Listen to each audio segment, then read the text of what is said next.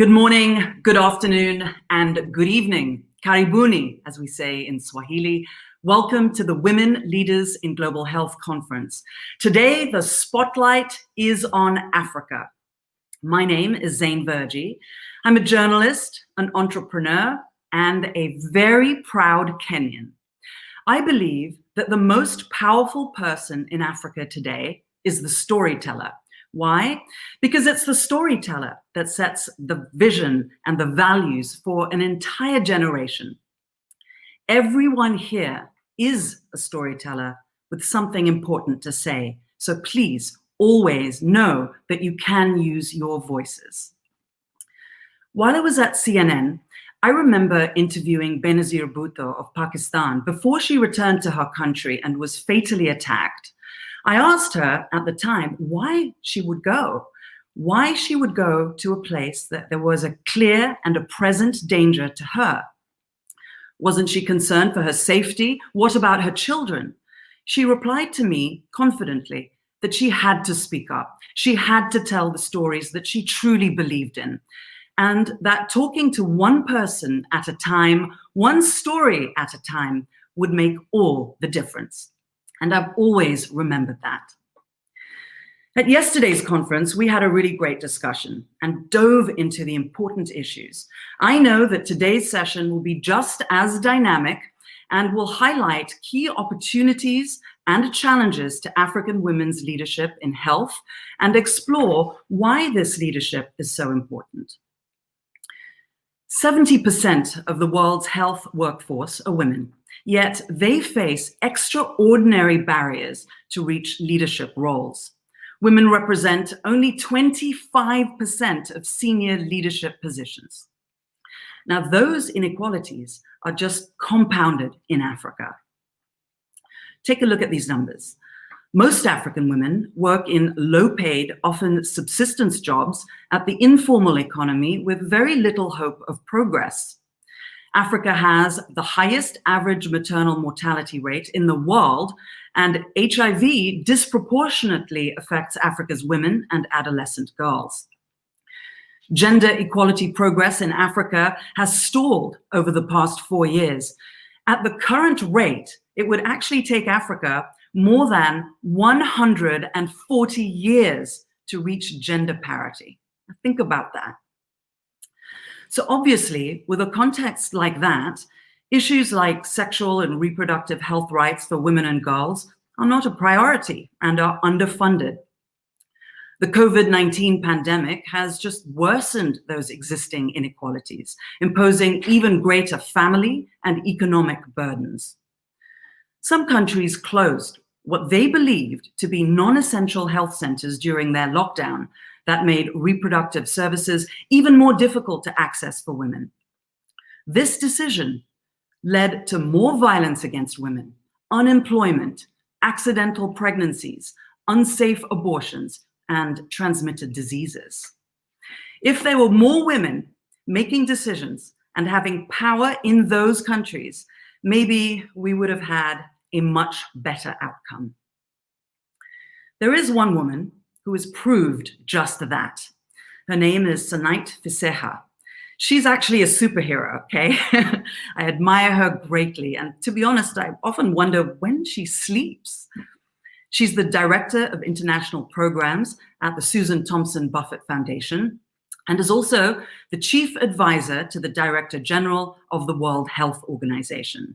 She's a globally recognized leader in reproductive health rights, a lifelong gender champion, and a truly wonderful friend. She is joined now by Rumbidzai Chisenga, the Director of Leadership Programs at the Ellen Johnson Sirleaf Center, where she runs a program preparing African women to take public leadership roles. Rumbi, over to you.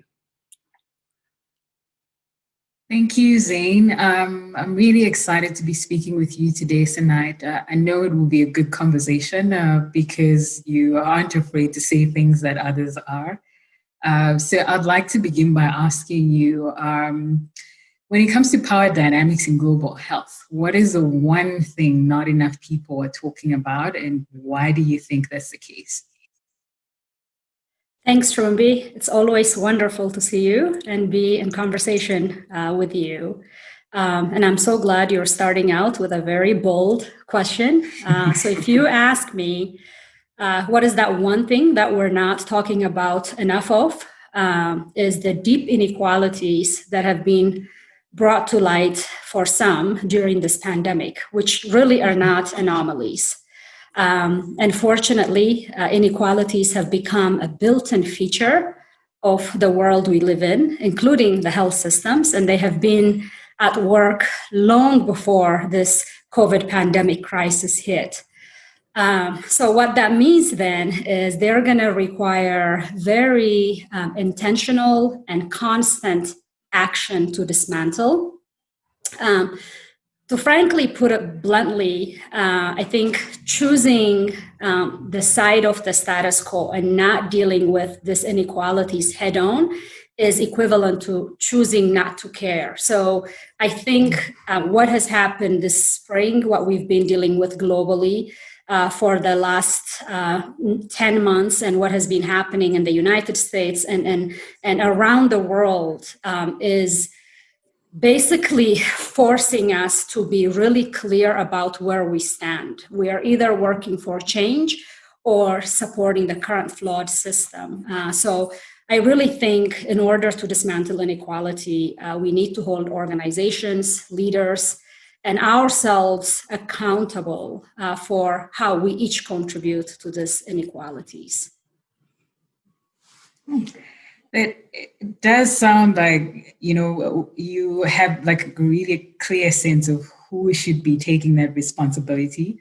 And I did just want to ask about, some of your own experiences, if you could maybe draw an example or two on how to rebalance power, particularly in the African context, where, our kind of our social dynamics, the power hierarchies, the entrenched cultural norms.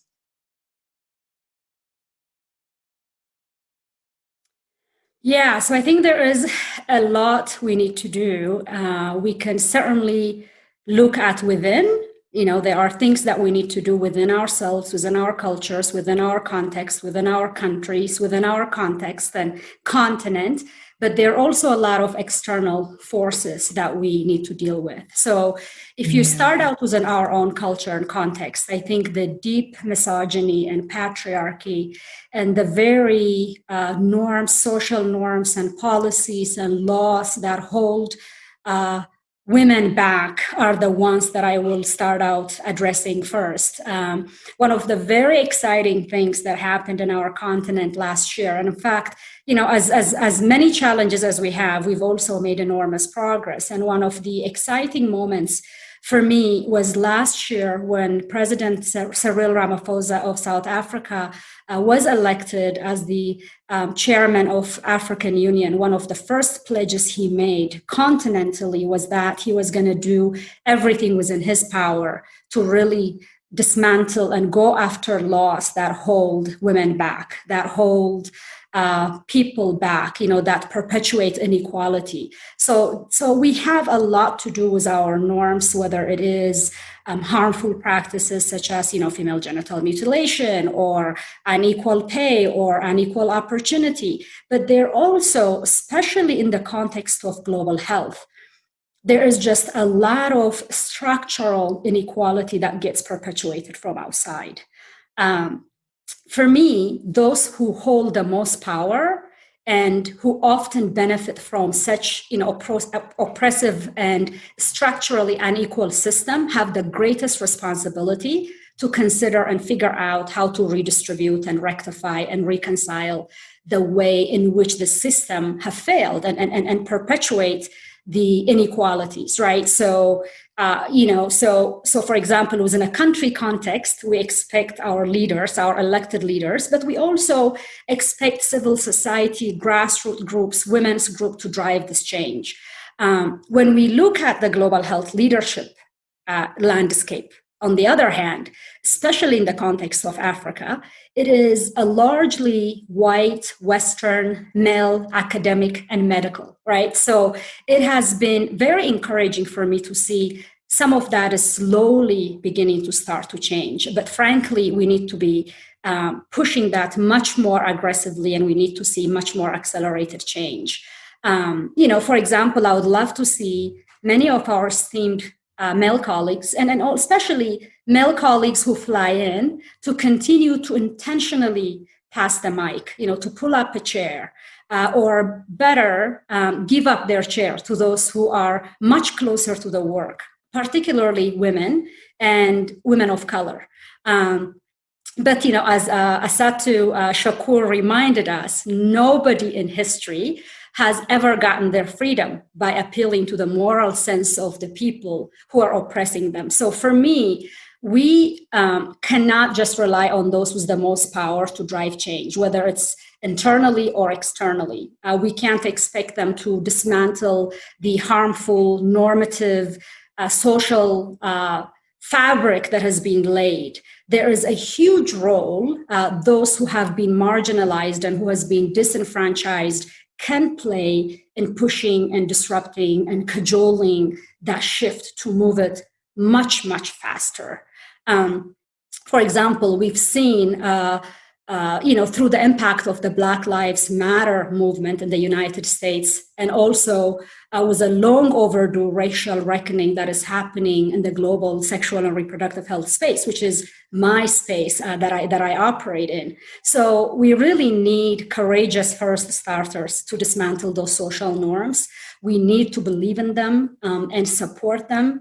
And, I wish they didn't need to bear their trauma in order to fight and change things. But that is where we are right now. And from history, we know that it's often, Rumbi, young people and leaders from affected communities who rise up and demand change.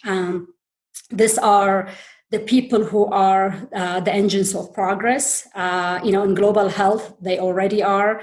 That's why it's so critical to invest in young people and young women, young African women. I am very proud of, Rumbi, the work you are doing, and give opportunity for women, give them the support they need financially, politically, emotionally.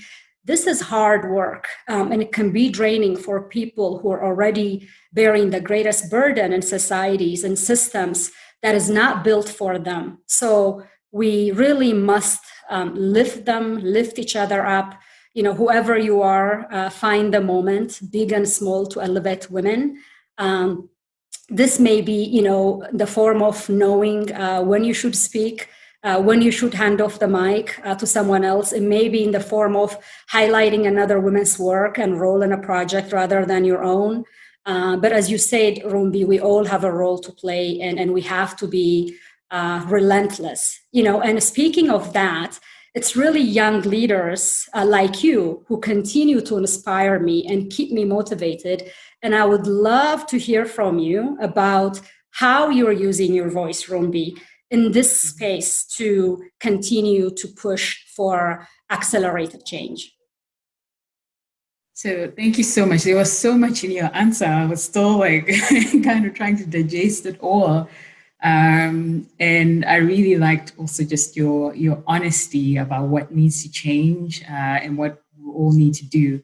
And just to your question about using my voice, I have a relatively speaking, a quiet way of working. And so I think of voice as broader than just literally speaking.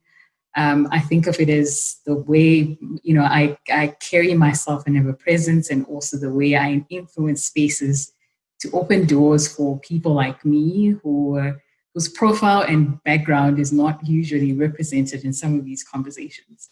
Mm-hmm. And of late, I've been more intentional about my presence and influence in two ways. One is to be authentic. That's been a big deal for me. And that's also why this hair is very, is out there today and wild. But I am aware that I am young and I'm a woman, and several other factors about my background. And I don't think of it as anything to be ashamed of. And so I own the fact that I am young, relatively inexperienced compared to other people. I own the fact that I'm a woman. I own the fact that English is not my first language. You know, all of these things that traditionally were barriers or were looked down upon are the things that have actually become strengths, particularly when it comes to conversations around policymaking and influencing and driving change.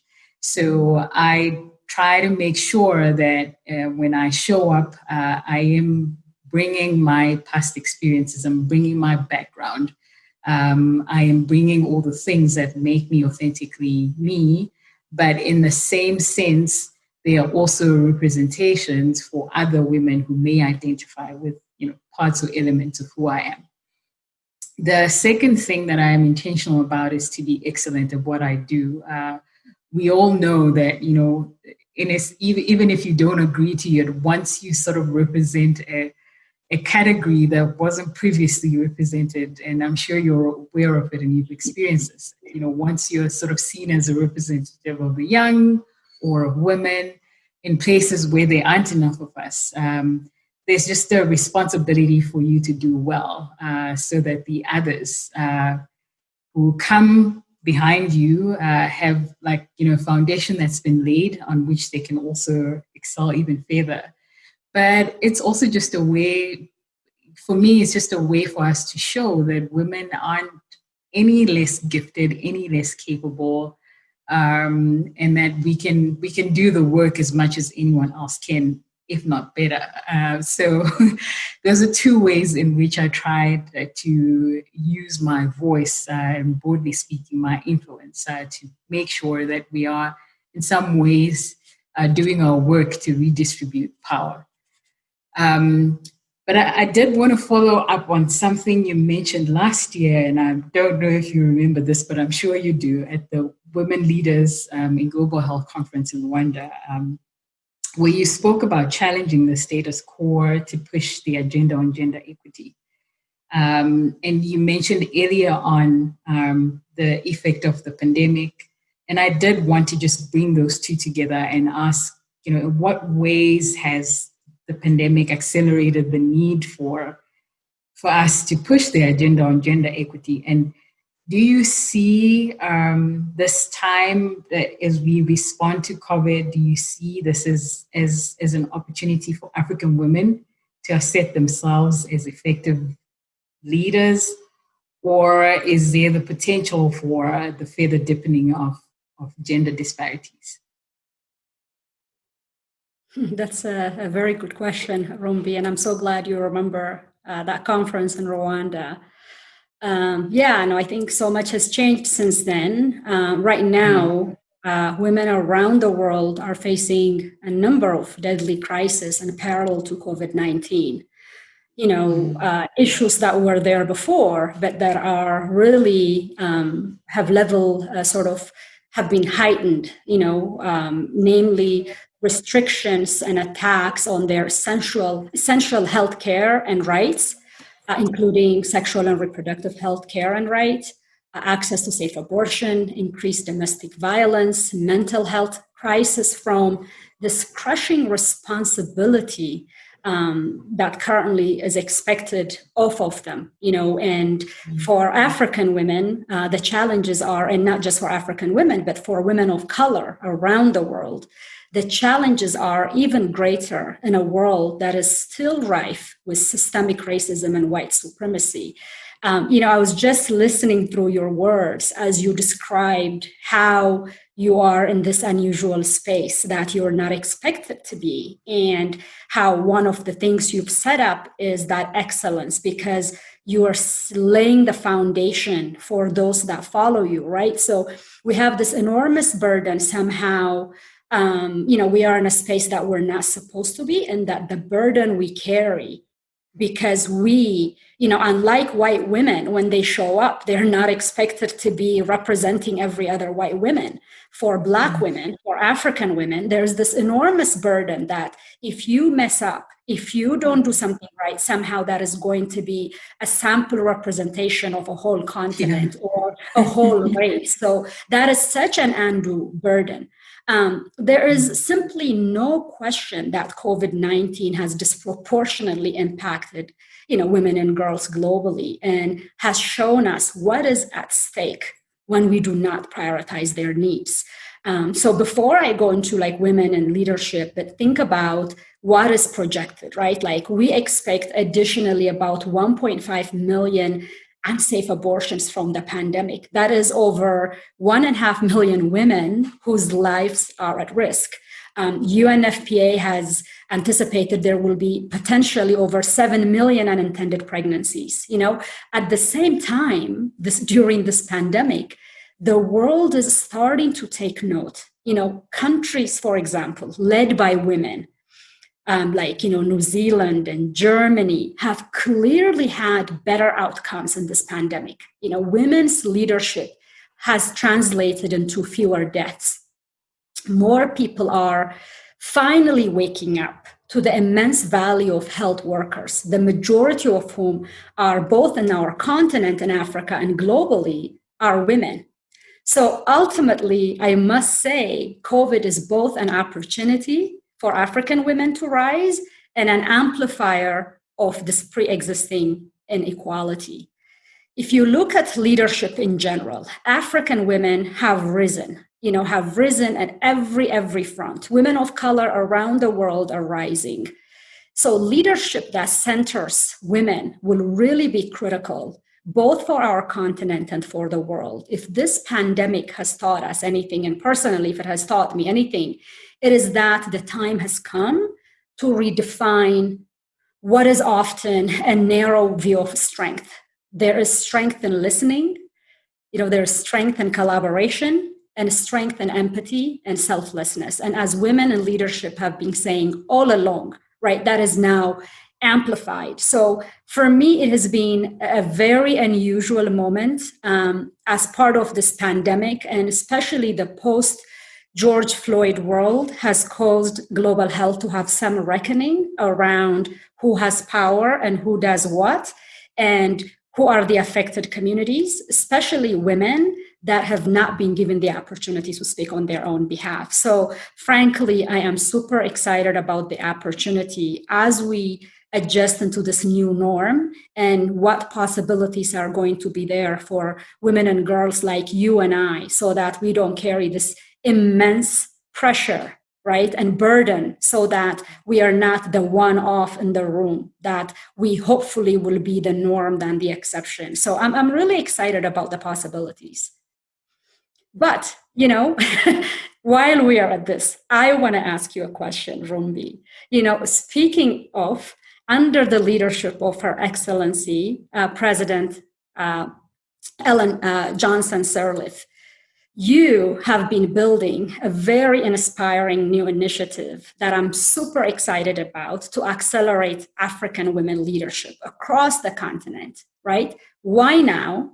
And what type of mentorship, what type of support, what kind of environment do you think younger women need to become the next heads of states, the next foreign ministers, the next heads of UN agencies? Would love to hear your reflection and maybe some perspective about the leadership journey that you are mapping out for bright and young African women in particular. You said it very well earlier on, and I wish we were back in those days when we were in actual physical conferences, because there was a point where I wanted to clap. There've been a few points as you spoke, but you said earlier on that the time is now for us to recognize women's leadership. And I think that the Amuje Initiative, which is the initiative of the Ellen Johnson Sirleaf Presidential Center for Women in Development, is groundbreaking in its focus on bolstering women in public leadership to the highest levels of their aspirations. Sadly, it was necessitated by inequity and discrimination, and it's not only the underrepresentation of women in leadership, but it's also kind of the lesser regard that is given to women who are in leadership positions. And so the initiative itself is almost like, I could describe it as an idea whose time has come. I think the context around it is that women in public leadership face incredible challenges along their journeys. You've mentioned some of them already, but for women who are particularly involved in public service or in politics, they have to deal with physical violence against them, against their families. They have to deal with such issues as unwarranted scrutiny over their personal affairs, victimization, being sidelined, not having access to resources. And so what we're trying to do through the Amuji initiative is to tailor our support so that we can ensure that, those women who have aspirations, who have a potential to be our leaders, our society's leaders, can withstand the journey, the challenges of the journey. But we are not only focusing on women, we're not only placing the burden on women, we're also trying to, through our advocacy campaigns and activities, to change the environment in which these women operate, in which these women lead, so that our continent as a whole, our societies, our communities can be more embracing of women public leaders. I could go on about this subject because this has been my passion and my focus area for a while. But I do want to take advantage of this opportunity that we have with you to zone in on something else that is taking significant focus on our continent at the moment. You are aware of the momentum that has been building up around universal health coverage. And I'm sure you're actively involved in conversations with African governments and some development partners. And you and I know that sexual health and reproductive health and rights are central to this vision. But we also know from history that, when these conversations are happening, there's a tendency to kind of, streamline, or sideline such an issue, an important issue, into women's issues. And then it becomes another vertical issue that doesn't take kind of the central focus that it's required to.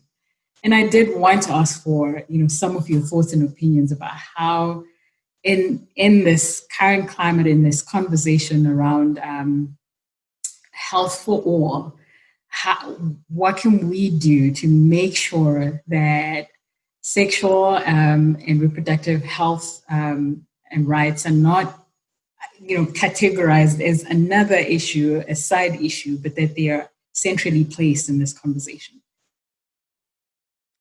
Well, you could not have asked me a better question, Rumbi. As you know, this is an issue that is very near and dear in my heart, because we can never talk about women's leadership or women's equality or gender equity without, how can a woman who cannot, control her own body control other things, right? So one of, the things I have noticed is that taking and treating sexual and reproductive health and rights as another quote unquote like vertical issue on par with a focus on a single disease is yet another strategy for othering it, right? It's another opportunity basically to deny its value. We saw this happen globally during COVID-19 when sexual and reproductive health services were defined as non-essential at the cost of millions of women's health and well-being. Even when we talk about sexual and reproductive health and rights, we are talking about a diverse and comprehensive set of health services needed across a lifetime of a woman, from menstrual hygiene and sex education to routine screening like cervical cancer, breast cancer, to maternal health, to safe abortion. So a woman does not see her need for HIV medication, for example, as separate from her need to contraception. or her need for cancer treatment or a safe abortion. The system should be designed around an actual women or girls' experience.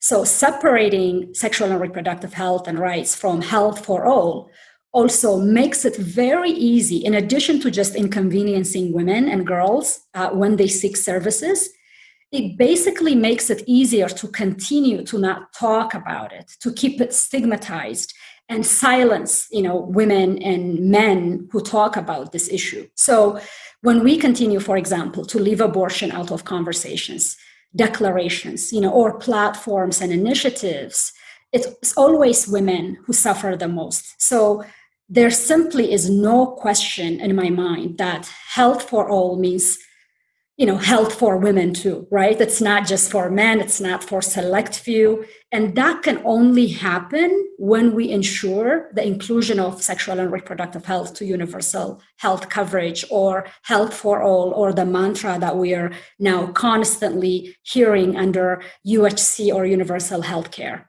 So this is really a message on which we cannot compromise on.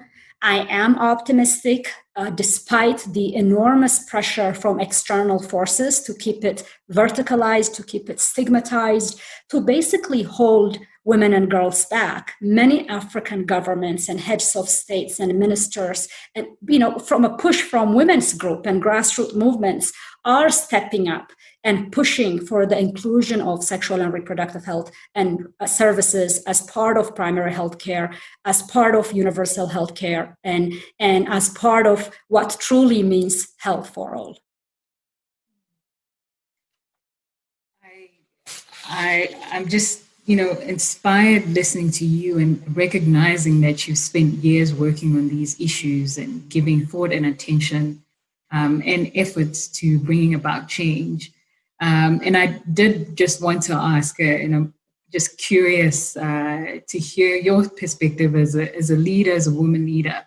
Like, what inspires you to keep working in reproductive health and rights despite the setbacks African women continue to face when it comes to their health rights? This is another topic that you and I can talk about all day. There is just so much. It's so much of it is personal, but really, first of all, it's just that, fundamental belief, as I said earlier, that if we cannot and will not, control our own bodies, we cannot achieve any future where there is gender equality, unless every woman has control of her own body. And not just bodily autonomy, but reproductive justice, equitable access, true holistic well-being, right?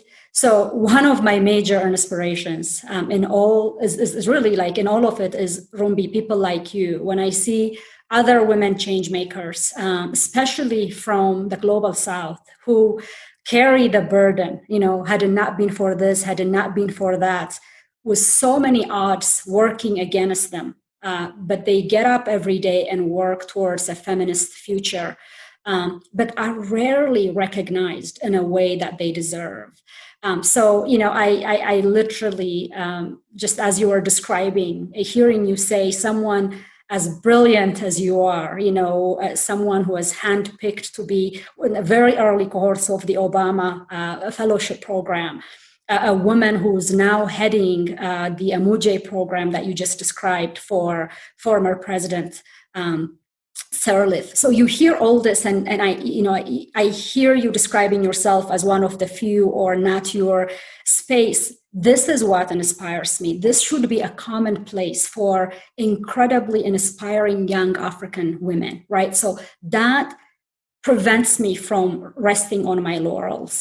This women, including you, Rumbi, motivate me to really hold fast to my convictions and speak up for what I believe is right. When it's not easy, when you are antagonized, when you're labeled, but I feel like I just cannot keep quiet, even, in fact, especially when the going gets tough.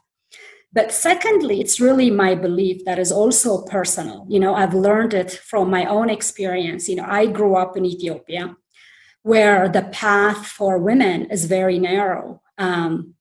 I have seen the sufferings all around me. And when people now talk about Ethiopia and they see our president, President Sahle-Work Zewde, who right now, in fact, up until a few weeks ago, was the only African heads of state. Luckily, now we have a prime minister. There are two of them. When you see in Rwanda and Ethiopia and South Africa, people talking about 50, 60% of the cabinet is now women, makes it look like we are there, and we are not. I mean, the truth is the path for women was very narrow when I grew up, and it remains very narrow. It was not unusual for women to die in childbirth when I grew up, and that is still a reality. The ability for a woman to control her own body, her own fertility, was a distant reality, and it remains a distant reality now. So many girls, whether they are relatives, people that I have come across in my community, in my neighborhood, in school, many of them have had children before they were not ready. So I was very lucky, and I'm very cognizant of that stroke of luck, as well as parents who prioritized my education and encouraged me to be myself, to pursue my interest in medicine and law. But I often think of how truly lucky I am and how that is not a reality for many. And now, as a mother of an 11-year-old, I want that opportunity that was so random for me to be something that she takes for granted. It is really because I had some control over my future that I'm talking with you today. So for me, that really motivates me to keep fighting for a world where all women, girls, my daughter Helena, truly have the power to make decisions about their bodies, their future on their own terms. So that is what makes me roll out of bed every day. So go ahead. Go ahead. I was about to thank you for this brilliant, insightful conversation. And as I said earlier, you did say the things that I think a lot of us are afraid to say out loud. So it's been a privilege to speak with you. And I look forward to seeing more of your work, to being inspired, and to have more and more women like me just following in your footsteps and building on the foundations that you've laid. Thank you so much for joining this conversation. Thank you so much, Rumbi. It was equally inspiring for me, both as a woman, but especially looking at you, a young African woman. It can be hard. You mentioned it earlier. It can be hard to hear your voice. And before we close the session today, I would like to give you also a final word. I want you to be able to say on this virtual stage, what is that one thing you'd like everyone to hear before we finish? Oh, thank you. I mean, I have been mulling over the words by Bell Hooks of late. Patriarchy has no gender. And for me, undoing gender discrimination will require more than, women demanding change and women changing themselves. I think it requires men to recognize that the issues that have been traditionally labeled women's issues are actually societal issues. And I would like to see more men advocating for women's dignity and safety, as well as women's participation in leadership and decision-making. I think those would be my parting words. Amazing, terrific. What a way to end the session. Thank you so much for such an inspiring conversation and time, and look forward to seeing you soon in person. We must change the status quo, dismantle and go after laws that hold women back and create inequalities. Sonite Fiseja, calling it as it is for a good half hour there. She covered so many important points. I don't even know how to summarize this, but what stood out to me are the issues that she raised, such as global health leaders and the global health landscape in almost its entirety tends to be white, Western, and male, academic and medical. And she said that needs to change. Those leaders have to give up their chairs and give them over to those closer to the work. She also talked about how important it was for grassroots women, for those who are marginalized, for very many different kinds of women's groups to just push for this shift to happen as fast as possible, and that all of us need to support them, and we must continue to invest in young African women. I really liked one of the things she said was that we've all got to find a moment, whether it's in our day, our week, our month, whatever it is, but find a moment, whether it's big or small, to really, truly elevate women and speak up when you see that something is not right. I liked what Rumbi said there too at the end, which I thought was a really important thing to highlight here too, particularly when we're talking about the entire systems that operate to exacerbate inequalities around women and girls. And she said, we need men to recognize women's issues are not just women's issues, they are in fact societal issues. So that was a great conversation. Thank you very much to both of you for highlighting some really key issues there and trying to grapple with understanding how to change the status quo, how to change inequalities head on. Senait talked a lot about how to hold organizations accountable, and what are we truly going to do, and what practical steps are we going to take to rebalance the distribution of power globally when it comes to women and girls, and specifically when it comes to the continent of Africa. Thank you so much, both of you, for that. Okay, everyone, we now have a really great opportunity to join one of 5 breakout sessions, okay? From tackling social taboos and workplace discrimination, to looking at women leading the way in tech and scientific institutions, to the art of grant writing. So those breakout sessions are going to spotlight the vital issues and voices of the day. So we really want you to participate in this and be active and vocal as you can. Some of the issues Senait and Rumbi touched on. And so this is really a chance to dig in and get into it and have a great discussion. So to find all of the day's sessions, just use the agenda tab on the navigation bar. You'll see it at the top of your browser screen. From there, you can click on the Join Event button for the specific session you want to attend, and then that way you can view the live stream right here in the platform. So after the breakout session, what I want you to do is click back onto the main stage, because we have a really awesome plenary session for you to watch and hopefully also participate in. You're going to find details on all of the speakers on the Speakers tab. So this is also another good opportunity for you to connect, or in some instances reconnect, with your peers around the world during our networking hour after the conference, as well as during the discussions. So just take a look at all the details about the speakers on that tab.